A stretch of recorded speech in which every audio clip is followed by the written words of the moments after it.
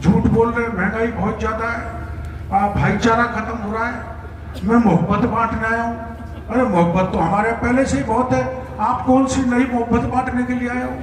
पर कह रहे मैं मोहब्बत बांटने के लिए आया हूँ। देश में महंगाई बहुत ज्यादा है, बेरोजगारी बहुत ज्यादा है। तो एक दिन मैंने तय किया कि जो जो मुद्दे बोलते आ रहे हैं, चलो मैं भी राहुल गांधी को चल के बताऊं। तो मैं अचानक अलवर में एक जगह इकट्ठा हो गया। ये 2,500-3 हजार कार्यकर्ताओं को मैंने सूचना की। मैंने कहा तुम आ जाओ। तो पूछने लगे काम क्या है ये तो बताओ। मैंने कि काम तभी बताऊंगा, अभी बता दिया तो पूरा मामला निकल जाएगा, पुलिस को पता लग जाएगा, तो पुलिस तुमको आने नहीं देगी।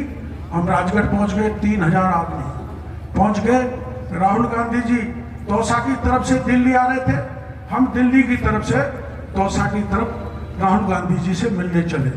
वहाँ एसपी आ गए, कलेक्टर आ गए। एसपी कलेक्टर कहने लगे साहब आप कहाँ से आ गए, कैसे आ गए, हमको तो पता ही नहीं लगा।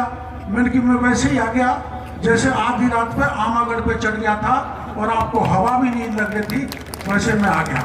हम चलने लगे, 2,500-3 हजार लोग थे। उन्होंने, कलेक्टर ने पूछा मेरी नौकरी चली जाएगी, हमें बताओ तो सही आप क्या चाहते हो। मैंने कि मैं तो नहीं, मेरे साथ 7 तरह के लोग आए जो राहुल गांधी जी से मिलना चाहते हैं, उनको समस्या रखना चाहते हैं। तो उन्होंने इधर उधर बात की होगी, उन्होंने पूछा होगा तो मना कर दिया कि राहुल गांधी तो पद यात्रा में, वो मिल नहीं सकते। मैंने कहा जब तक राहुल गांधी नहीं मिलेगा तब तक डॉक्टर किरोड़ीलाल इस सड़क पर बैठा है, वापस जाने वाला नहीं है।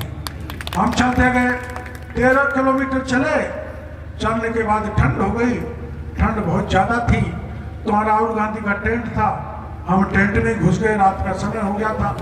टेंट में घुस गए तो कलेक्टर एसपी कहने लगे साहब हमारी नौकरी चली जाएगी। मैंने कहा आपकी तो नौकरी चली जाएगी, लेकिन मेरे किसान का जो कर्जे के कारण मकान बिक जाएगा, खेत बिक जाएगा, तो इलाज उसका आपके पास क्या है। अंत में रात भर हम टेंट में रहे और सुबह सरकार ने घुटने टेक दिए और ये तय कर लिया कि आपके 7 लोग राहुल गांधी से मिले। फैसला हो गया। अब आप ये बताओ सरकार कैसी चल रही है। सरकार, आपने बयान पढ़ा होगा गहलोत साहब ने बयान दिया था, एक बार इधर भी छपा होगा, कोटपुतली तो बड़ा कस्बा है, कि मेरा कोई 15 साल में भी मेरा कोई बाल बाका नहीं कर सकता, 15 साल में। दूसरे दिन सचिन पायलट का बयान आया कि मेरा 50 साल में भी कोई बाल बाका नहीं कर सकता। अब दोनों नेता बालों की लड़ाई लड़ रहे हैं। कोटपुतली के भाइयों, 2023 में कमर कस लो और इनके बाल ऐसे उखाड़ के फेंको जो कभी राजस्थान में मिले ही नहीं, हमसे हमारे लगा उम्मीदवार जिता के फेंके। दोनों की लड़ाई में अब की बार कुछ संभावना हुई थी कि भाई पायलट मुख्यमंत्री बन सकता है बीच में, वो तो उनका आपस का झगड़ा है, उसमें हम नहीं पढ़ना चाहते, न मैं पढ़ना चाहता, न मेरी पार्टी पढ़ना चाहती। लेकिन गहलोत को चिंता हुई तो 92 एमएलए को लेकर स्पीकर को इस्तीफा दिया था ना, इस्तीफा एमएलए ने इस्तीफा दिया, आपके राजेंद्र यादव ने इस्तीफा दिया।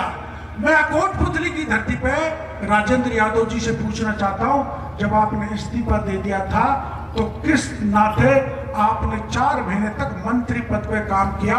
नैतिकता के नाते इनको काम करने का अधिकार नहीं था, लेकिन अब मिलकर विधानसभा आ रही है, विधानसभा में भारतीय जनता पार्टी इनसे सवाल जवाब करेगी कि आखिर में 4 महीने तक आपके इस्तीफे पड़े रहे, आपने किस हैसियत से एमएलए का काम किया, मंत्री का काम किया, कैसे ट्रांसफर की, कैसे पोस्टिंग की, कैसे खान चलाई, कैसे कानून की स्थिति को बिगाड़ा, इसका जवाब दो।